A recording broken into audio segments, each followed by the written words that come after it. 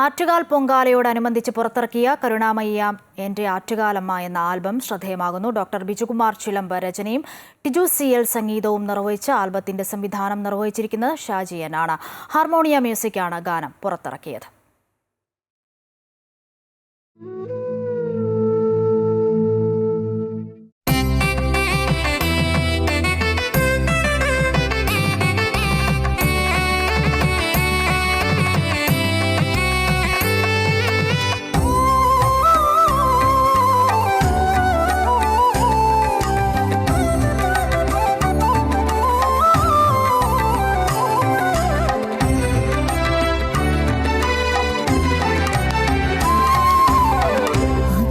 ചരാചര